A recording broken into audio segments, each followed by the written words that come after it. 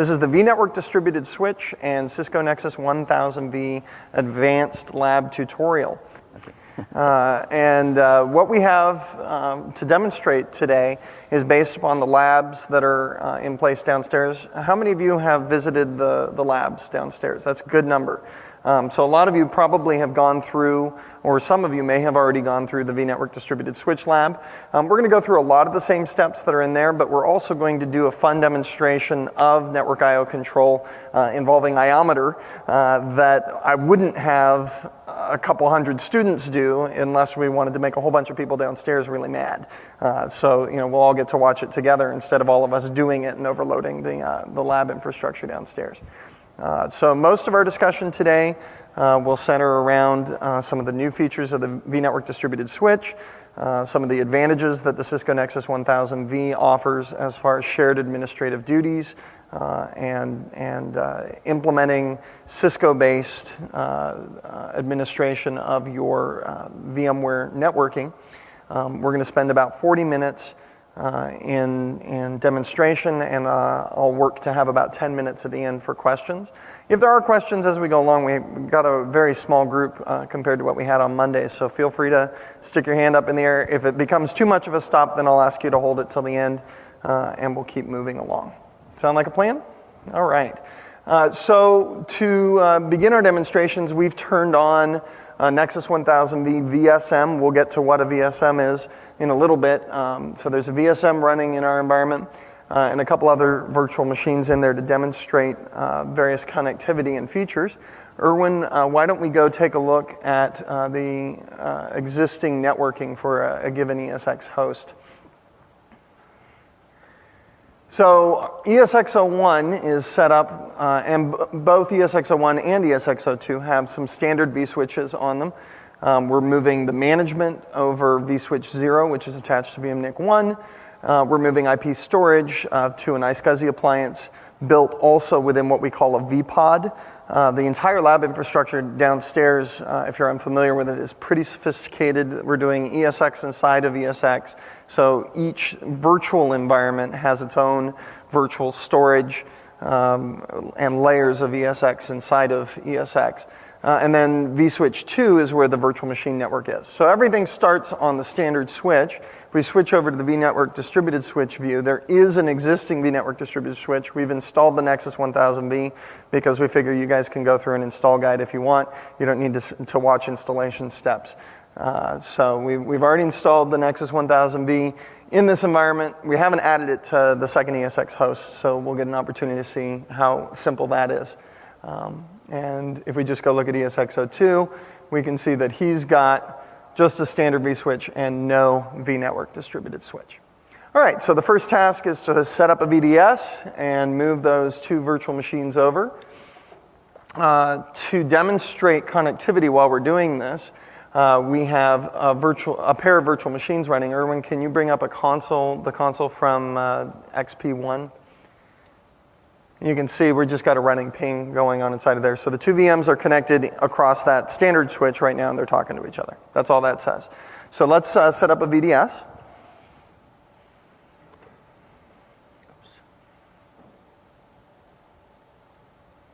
We'll create it at the data center object level under networking view. Notice there's a new kind of vNetwork distributed switch type in vSphere 4.1.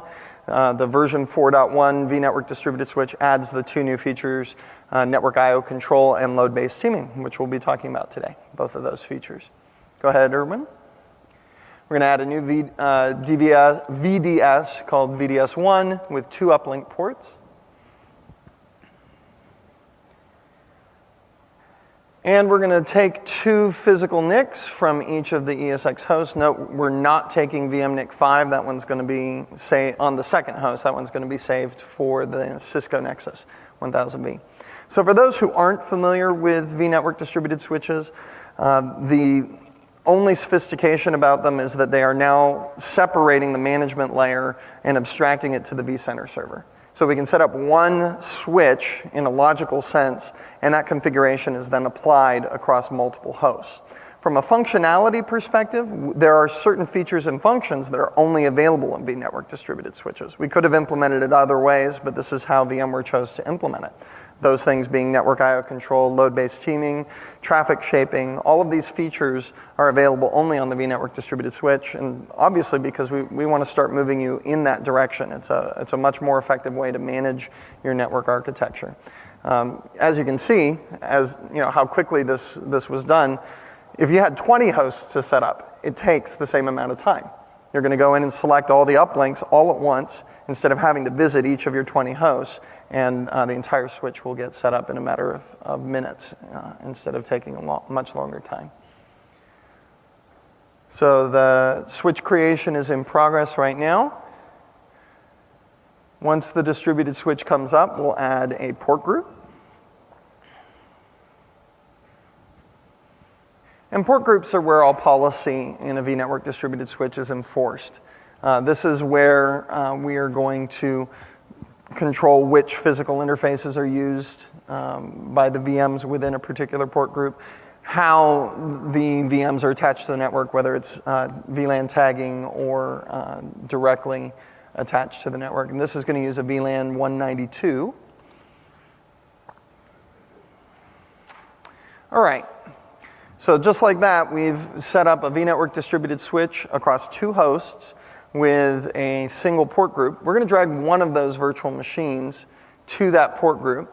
And what we should see is that the virtual machine networking between the 2 VMs should break.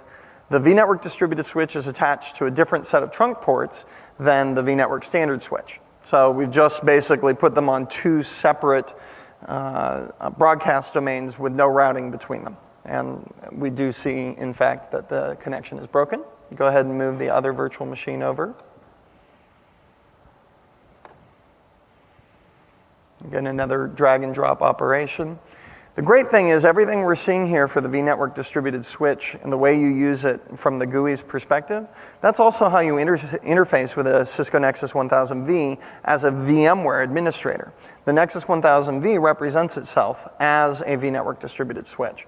And this is what we're encouraging partners to do. So partners can create their own appliances, but it works within the paradigm of what you're learning and what your administrative team learns as far as how to administer VMware's vSphere. All right, so the vNetwork distributed switch is set up. Let's take a look around. Very nice view from a graphical user interface perspective is the configuration tab. And this really highlights the differences in the kinds of administrators you'll have in your organization. From a vNetwork distributed switch perspective, this is all available from a GUI. You can also use VMware's command line utilities to look at the configuration of a vNetwork distributed switch. But you can click on a single virtual machine and you can see that it highlights the particular uplinks that are in use. If we click on WinXP2, right now they're both on the same ESX host, ESX01. So vmnix 3 and 4 on both hosts are where these machines are attaching. Let's go ahead and vmotion XP2 over to ESX02. From a diagnostic perspective, there's a nice graphical representation. So that vmotion is getting kicked off right now. And we can go back to networking view. And just like on the standard switch, when the vmotion completes, you'll watch those links dynamically move from the ESX01 to ESX02. So let's take a look now, Erwin, at the various information that's available under the information icons. So let's click, yeah, right there, would be great. We got a drink of water. So this is information about the port group. In particular, in one page, you know, how is it, what VLAN is it attached to, what uplinks are active. And take note, down here at the bottom, one of the primary differences between, let's see if I can figure out, there it is. Primary differences between a standard switch and a vNetwork distributed switch is that we have this abstracted concept of an uplink, right? Instead of it being vmnic1 and vmnic2, we have DV uplink 1 and DV uplink 2. And those mappings are assigned on a host-by-host basis. So which one is DV uplink 1 on ESX01 versus ESX2, that is up to the VMware administrators. But you can apply policy across the entire vNetwork distributed switch by applying to the uplink port groups, as opposed to having to concern yourself with every single individual ESX server. Let's go into the options for the vNetwork distributed switch, Erwin. And actually for the port group, so you're in the right place. Go to teaming and failover. One of the new features that I mentioned was load-based teaming. It's not, from a graphical user interface perspective, it's not very sophisticated. Right here, that's, where'd we go? Laser pointer, that's it. Route based on physical NIC load. It's kind of buried in the interface. There's no banner that says, hey, look, new feature, load-based teaming. There it is. Route based on physical NIC load. And this is actually a very nice addition. This is basically a way for you to take your standard configuration, the old default route based on originating virtual port, and add some value to that. So there's no additional configuration required for your network administrators. They simply set up trunk ports as if you were going to route based on originating virtual port. Of course, the requirement there is that each virtual machine bind itself to one and only one physical interface at any given moment, right? You don't want MAC flapping. You won't want things moving around between different interfaces. So the way that load-based teaming works is instead of just attaching a virtual machine to a physical interface and then leaving it there in perpetuity or until an interface failure or other event, it will keep track of load on the physical interfaces, and if any single physical interface is over 80% loaded for a period of time, I believe it to be 30 seconds, but don't quote me on that. There is a period of time that load-based teaming waits before it kicks in, and that is configurable through advanced options. Once that threshold is reached, the other virtual machines that are not generating that load actually get moved to other physical interfaces within the group, the other active DV uplinks that are listed right here. The advantage there, obviously, being that if you have particular operations that are load intensive, your infrastructure will intelligently respond to that, but at the same time, you're not required to do any further sophisticated network configuration. You don't need to set up a channel. You don't need to set up any link aggregation. So it's a nice compromise between the different technologies that are available to you. And that's it. That's the only place you'll ever need to find it. It's right there under the load balancing policy for a given port group under a vNetwork distributed switch. Yes?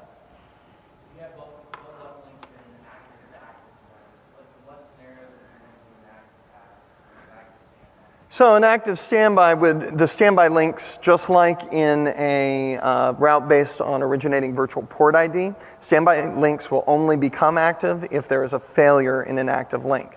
So if you only had 2 links and you put one active and one standby, load-based teaming isn't going to have any benefit for you, right? Because it will only move traffic to other active links.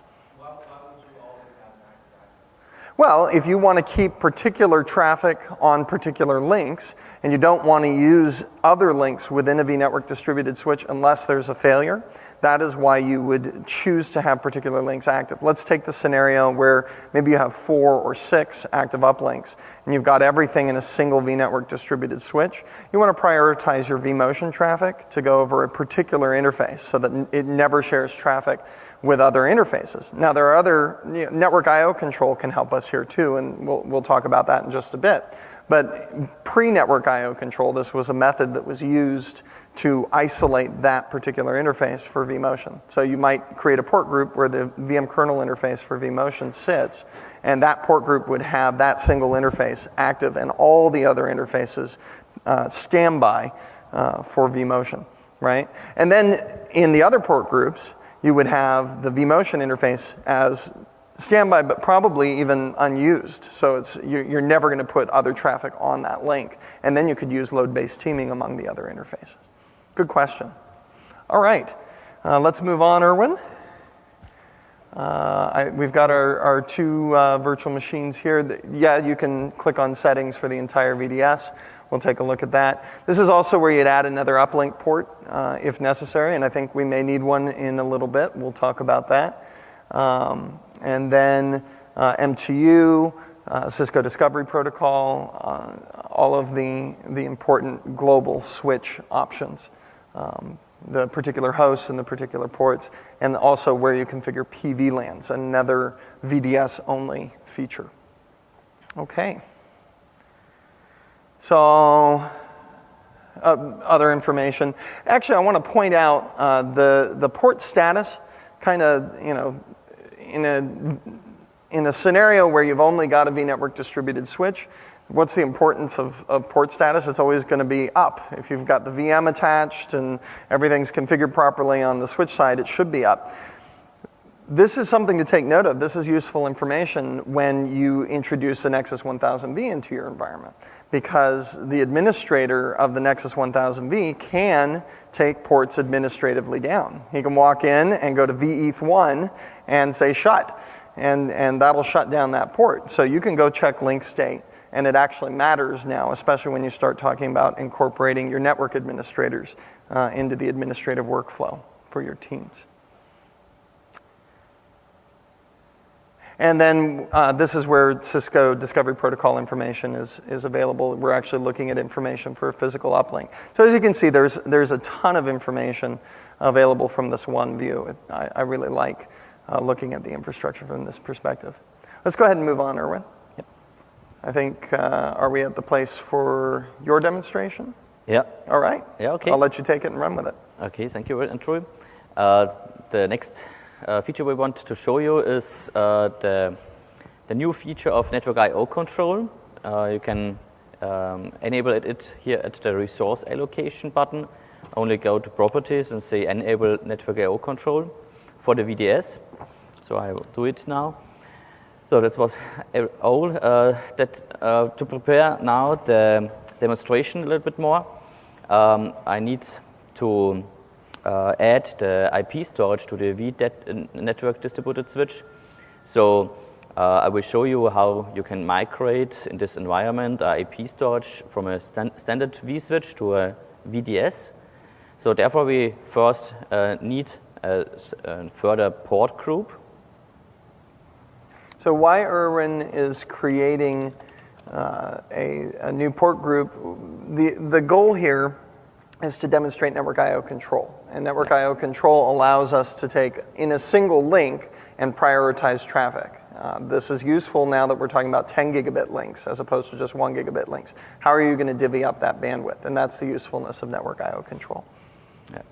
So after this, I go to the next step to manage the hosts. I will migrate from ASX1 and ASX2 the existing VM NICs, which are on vSwitch 1. vSwitch 1 is our vSwitch for the IP network, storage network. And I migrate now this both. Okay. Okay, we get a number, an arrow. This arrow says us that the number of physical adapters per host can be added in the vNetwork distributed. Can it exceed the number of DV uplink ports? Okay, when you remember, we have created the VDS with only 2 uplinks. So I have now to edit the VDS and say, okay, we need 1 more uplink for the new port profile with a port group. And after that, I can manage the host again. But before I will do that, I prepare the port groups a little bit, because what we not want is that while the migration, the IP storage uses maybe another uplink, so it doesn't connect it again. So I set a preparation for the uplinks. So the new uplink 3, I go in the application port group to unused. Put it there. This is to keep the traffic separated, so that the IP storage traffic goes to the IP storage port group. And the same I will do with the IP storage port group and deselect the VM network uplinks. So only the uplink 3 is still available for this port group now. And after this was all I have to do. Now I can migrate the IP storage network from the vSwitch to the DVS. They ask me which of this VMK NICs should be migrated. The management network, at that part we don't migrate, we only migrate the IP storage network, okay, to my IP storage port group. This I will do with both of them. Okay. With the machine network, we haven't any there in this example, so we can go forward. And now he showed me what he will do. It should be the right one. And after the update of the network configuration has happened, then we can see that inside the configuration of my VDS, we had a new port group with 2 VMK NICs, which are now connected to a separate uplink port, one on ASX1 and one on ASX2. That there's no uplink shown at the moment. This is only a kind of refresh problem, because we have to wait a little bit before the ASX is send out the message to the vCenter. Okay, now everything is going forward. So you can see it here. We are waiting for the ASX host. That the ASX host says us, okay, now the connection is done. That is take some seconds, but we don't lose the network connection at that moment. So it's only a GUI thema, a GUI perspective. Okay, now we have switched over the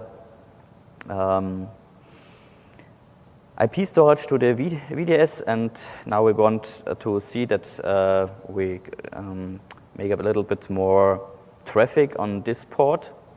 So I start here an IO meter with several workers, and and you will see that we have here very high bandwidth usage from for the storage now. So everything from the VM is right down to the IP storage, and we will also see that we have we are working with a higher workload on this part. We see it here, and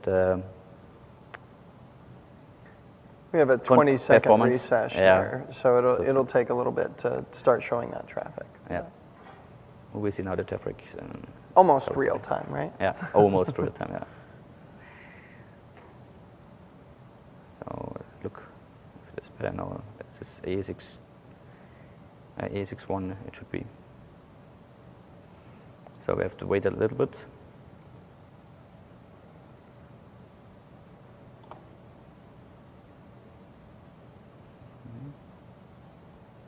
Next update.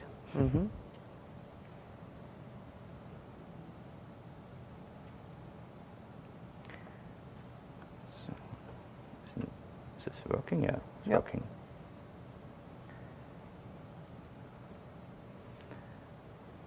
He's actually pushing more than we've seen, so that's good. Yeah. All right. So what happens when you implement a limit via network I/O control? Okay, what will happen when we implement a limit? You remember that we have to configure the network I/O control at the VDS level at resource allocation. There we have a separate network resource pool, which is called iSCSI traffic, and we now configure that from unlimited to a limit per host, which we go down to 20 Mbits per second, and that's all. After that, we will see at the VM. It's been lobotomized. Yeah, we have limited the traffic really hard cut it with a very, very small bandwidth usage now. And normally we could see this also in the performance graph of the ASX host. If it is updated now. No, we don't see. Oh, here we are.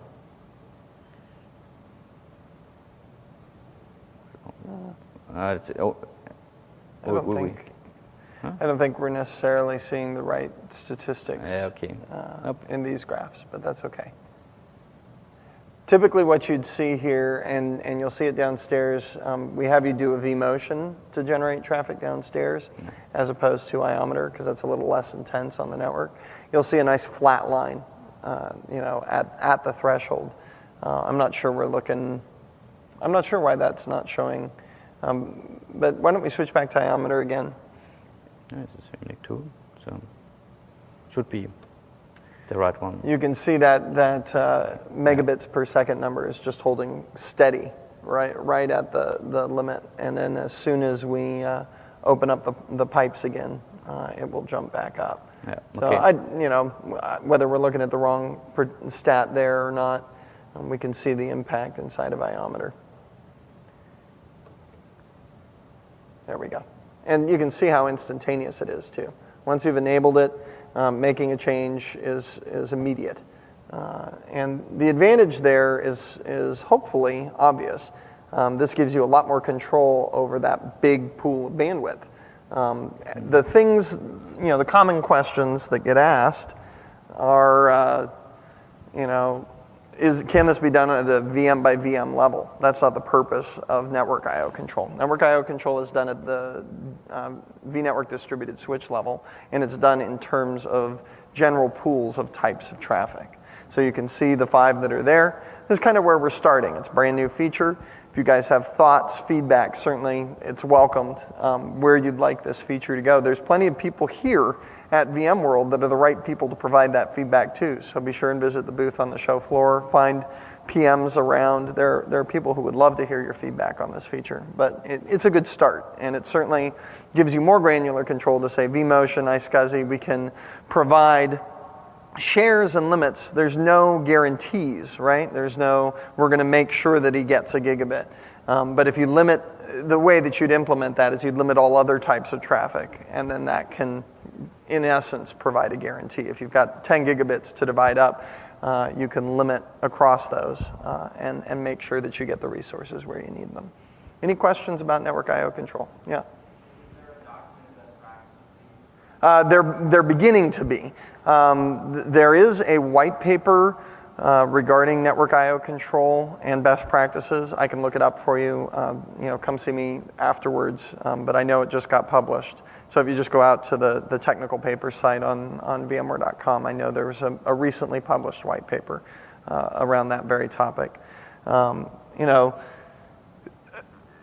a 10 gigabit link, you probably don't want to run that 10G link without some sort of flow control. Now, if you've got the Nexus 1000V, you have the option of NetFlow as well. So, but you do want QoS.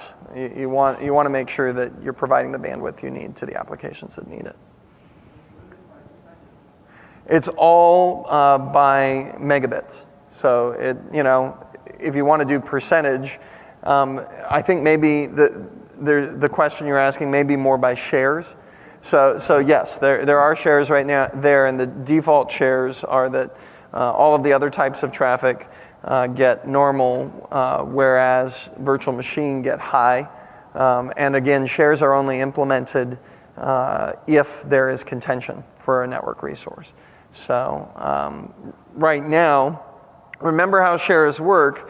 In this scenario, you've got 6 different pools, and that's 250 shares for everything other than virtual machine traffic, and 100 shares for virtual machine traffic. So that's 350 total. So you'd get a little less than 1/3 of all the traffic going to the virtual machine. So if you really want to guarantee even more than that, then you'd have to set custom shares values.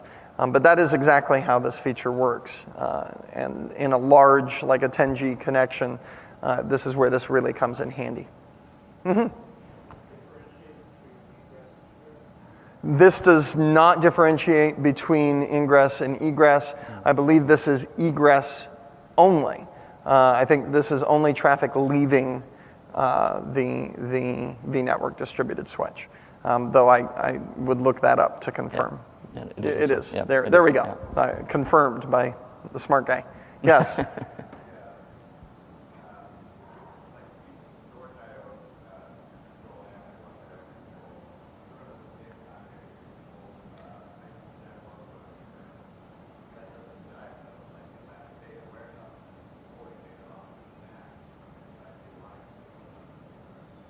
So storage I/O control actually gives you much more granular control, right? It can be done at the VM level.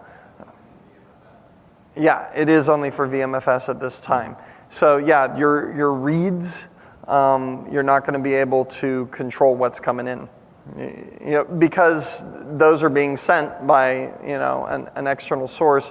I don't know exactly all the details of the why or how that decision was made, but this is what we got right now for sure. Any other questions? All right. Where are we at, Erwin, in terms of time check? It is just past 5 o'clock, and I would say we want to talk for about 15 more minutes and then have time for questions at the end. We've covered load-based teaming. We covered network I/O control. I think it's time to go on to the Nexus 1000V. Yep. Okay. So yeah, let's shut that down so the folks downstairs don't hate us. All right. Okay. So right now, as we said, the Nexus 1000V is configured to talk to host ESX01 only. ESX02 has had what is called a virtual Ethernet module installed, but that virtual Ethernet module has not been attached to the virtual supervisor module, the VSM, yet. So we'll do that right now. If you right-click on the Nexus 1000V and say Add Host, that's where we can select vMNIC 5 underneath ESX02 and select a DV uplink port group. This is basically a Cisco port profile that's been pre-configured on the Nexus 1000V for uplink ports. So this is a great example where the Cisco network admin pre-configures a profile and says, this is a kind of port you can have that attaches to the network. And then that's all that's available to the VMware administrators. So it's a nice tango in terms of delegated administration. It allows the VMware administrators to continue to provision without being able to shoot themselves in the foot and do damage to the network.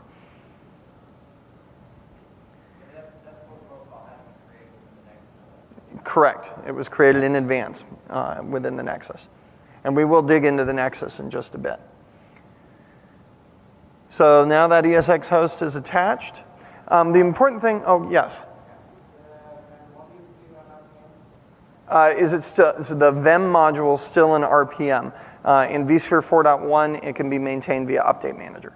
So now you can push your updates to your VEM modules via Update Manager. And that's actually more fundamental for those of you going, what's a VEM, what's a VSM? Think of it the same way you think about a vNetwork distributed switch. We just spent time talking about that. The traffic control plane where the traffic is moved is still in the VMware kernel. In this case, it's in a kernel module called a Virtual Ethernet module, or VEM. It's a Cisco-created module that runs within the VMware kernel to move layer 2 traffic and all sorts of other things that the NXOS can do. And then the VSM is a virtual machine. We saw it earlier. It's just running within your infrastructure, and that is the management plane. So that would be the equivalent of vCenter, right? Except it runs a copy of NXOS. It has a command line interface available that you can attach to with SSH, and it fully integrates into your existing Cisco management architecture.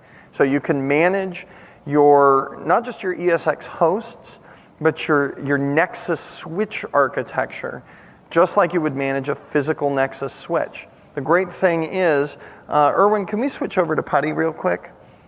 Sorry? Can we switch over to PuTTY? Yep. And do a show mod here. Each ESX host appears just like a blade within a Cisco chassis. So they each have their own module ID, 5 and 6. Excuse me. Let me get another drink of water here. This one. Mm-hmm.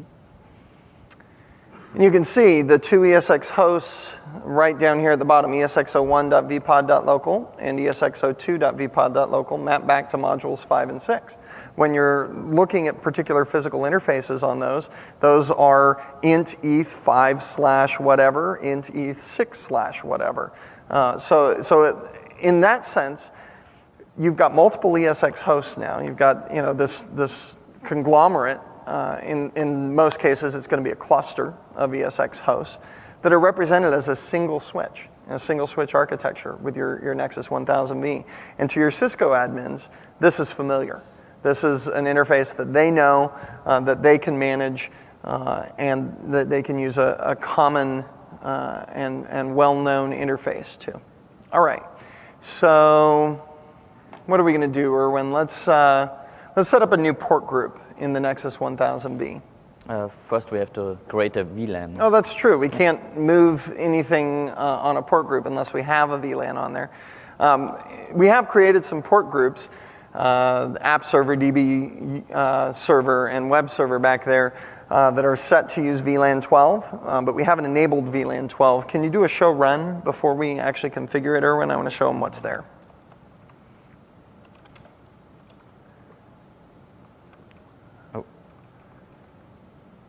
Show? Run. I want to see the run. running configuration. So you can see we've got a couple of VLANs right down here. Where did my laser pointer go? VLAN 1 and VLAN 10, but there's no VLAN 12. So unless the switch as a whole is configured to talk on VLAN 12, it doesn't matter what any of the port profiles want to talk to. VLAN 12 will not be exported to them. You can see VLAN 12 right there for some of the existing port groups right there, but none of those will work, and right here, none of those will work until we enable VLAN 12. So that's actually a very straightforward process. Conf T and type in VLAN 12. Yes? The control and packet merged into a single VLAN, not in this case. Oh, yeah, okay, control and packet, yes. And then the VM traffic is on VLAN 12. So yeah, this is just an example. This isn't necessarily how you'd run your infrastructure. Well, and is that a best practice, Erwin? It's best practice. Yeah, it's a best practice. It's not that you need them. I wanted to make sure I explained it to you right. So Cisco has recommended it before, and now they have changed the recommendations. So if you have, you can do it again to separate via VLANs. If you're not, it's also supported that you can put it on one VLAN. So either way. But this configuration represents simplicity, not necessarily best practices, for sure. So he's enabled VLAN 12. And what he's going to do now is demonstrate going in and shutting down and re-enabling each of those physical network interfaces on the ESX hosts. So, I mean, these are familiar Cisco commands, like going into a particular blade and shut, no shut on a particular interface. What he's really doing is disabling and re-enabling uplink ports on an ESX host with these commands. And what that's doing is refreshing the VLAN list on each of the ESX hosts. All right, now we can create our port group. Yeah. And this port group is going to be called VDI user. That's where we're going to put both of our XP VMs. And you know, in Cisco lingo, this is familiar as a port profile. So we'll set up the port profile called VDI client, but then you also need a command to make that port profile visible in your VMware infrastructure. So when we get there, that command begins with VMware. Oh, okay. I only oh. You're going to do all the other ones first? Yeah. Okay. Okay. These are the familiar commands within a port profile. Setting it as an access port on VLAN 12.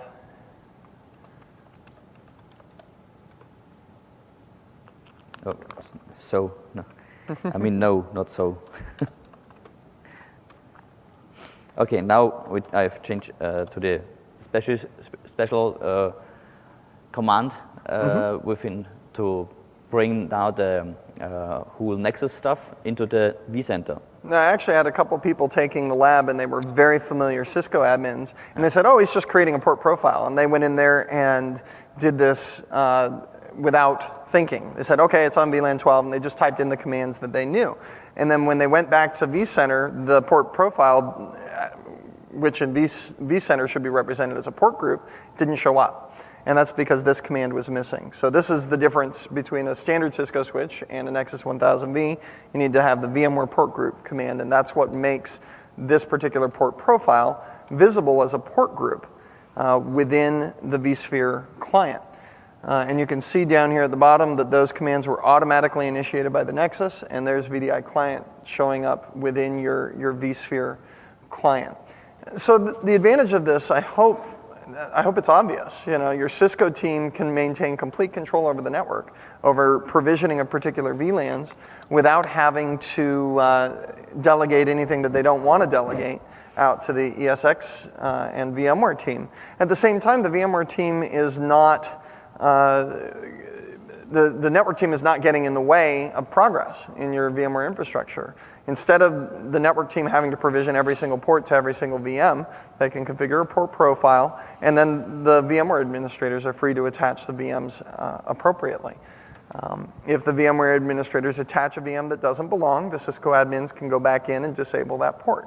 So it's very nice. Let's get those two VMs over to VDI client. Yes. So let's migrate their networking. And we still got our ping running. Oh, yeah.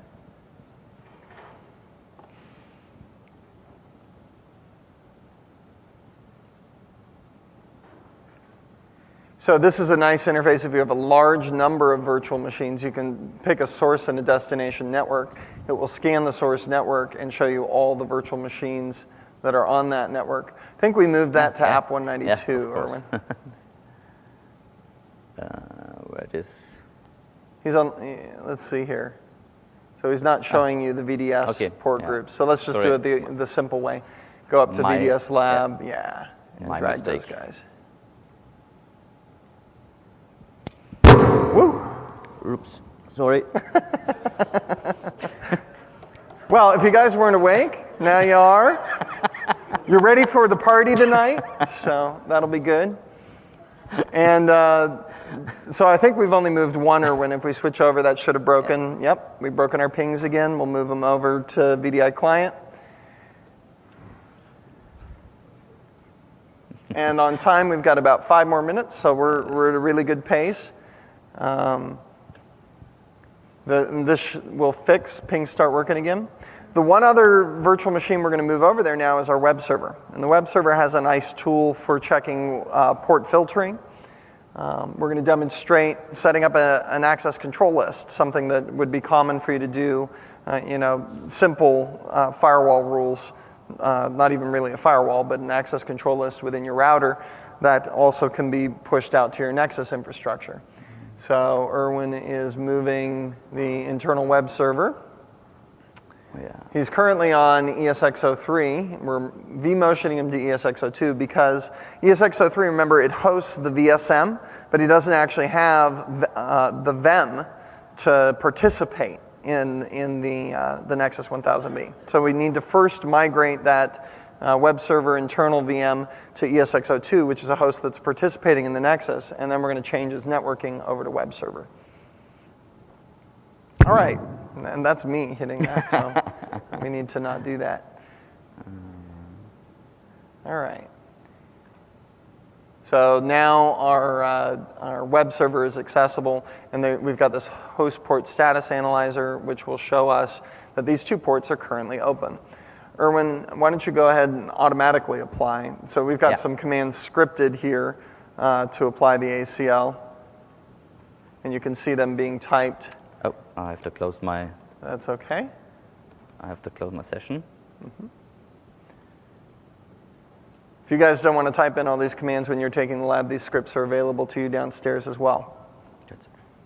All right, so there's the access control list. It's applied to the port profile for VDI client. And now when we go back to the virtual machine,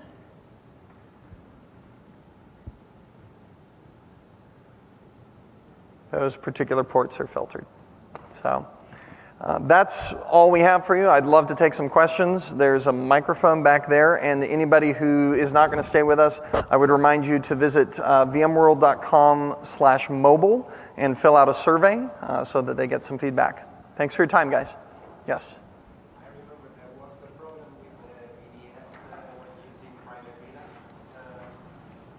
They could communicate within virtual environments and not with the physical ones. Okay. I'm unaware of that particular knowledge base article or issue, service request. But yeah, the question was, there was at some point a problem with PVLANs communicating with the physical infrastructure on a VDS, and as far as I know, that may have been an isolated use case, but that certainly if the feature is out there, it better be working. So there may have been a particular use case where it was broken, and I know that 4.1 fixed a number of bugs, so that would be worth checking, certainly. Mm-hmm. I have a 7-part question. A 7-part question. It's actually different better than the physical V1000 clients, and does V1000 integrate with Does it integrate with Device Manager, the Nexus 1000V? With Device Manager, I'm not sure. It's with Works and what was the other management product? I forgot the name. So there are several products from Cisco which are working also with Nexus 1K. So they do. And it's also working with the appliance you talk about. You mean the 1010 or? You have a. So the question was, there's a particular Cisco management product that this gentleman uses to manage his physical Cisco infrastructure, and he's wondering if it can also manage the Nexus 1000V.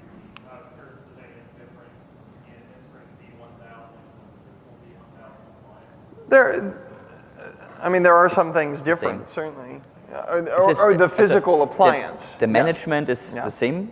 So it's the same way. The only thing which is changed is that the network administrator don't have any issue with that the server admin is hosted his appliance, so he has his own one. And the other thing is that the physical appliance is also providing some more features. Yeah. Okay. Any other questions? Yeah.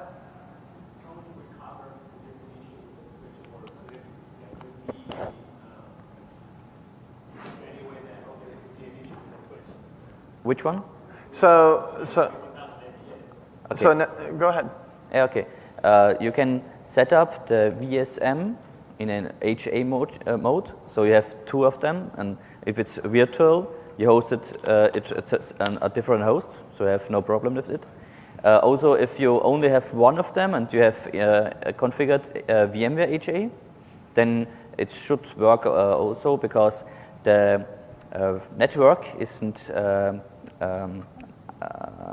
has no reason that during the traffic the VSM is online. So it's only for the management functionalities. So the only thing what's not working at the moment, if the VSM isn't down, is vMotion, and that's all.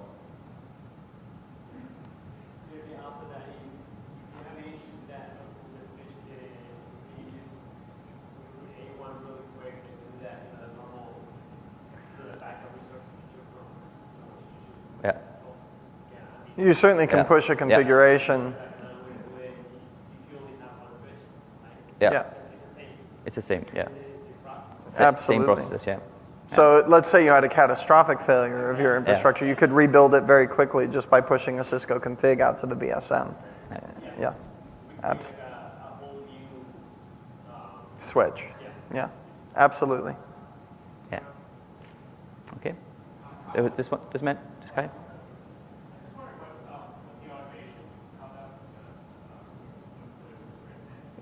I believe it's using PowerCLI. Yeah. PowerShell in this case. PowerCLI being the name for our PowerShell stuff. But the automation for this lab? It's simply a command line. Okay. It's there not you go. PowerShell. It's only all of the Nexus commands you can use like commands with CMD.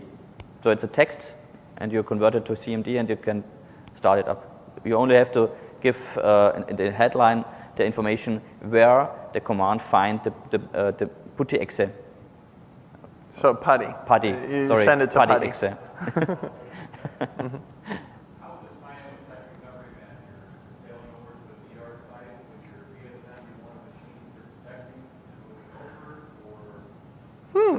That's a good question. Certainly the networks, you would want them to exist at the remote site, and you do network mapping just like you would with any other vNetwork distributed switch. I would think you'd have a second VSM at the remote site.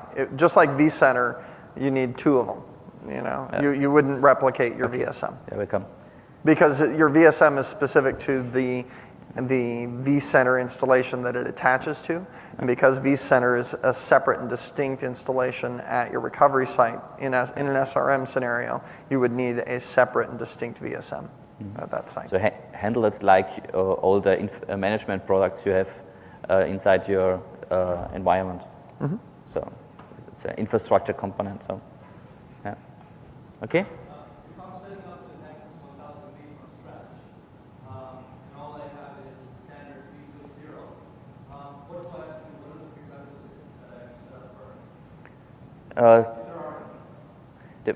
What you need is the virtual appliance from the VSM, and you can go to the vCenter. What? For the networking. Yeah. Okay. If you migrate your network from the standard switch to the Nexus switch, then there are several steps you have to do. It's like to build up before you start the migration all the port profiles. Definitely, but and then the next step is that you have to give the Nexus VMs an uplink port group. So you have to unbind one of your NICs from the standard switch to the VMs. So you have.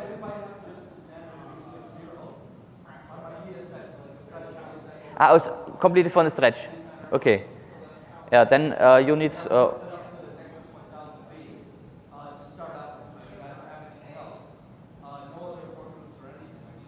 Yeah.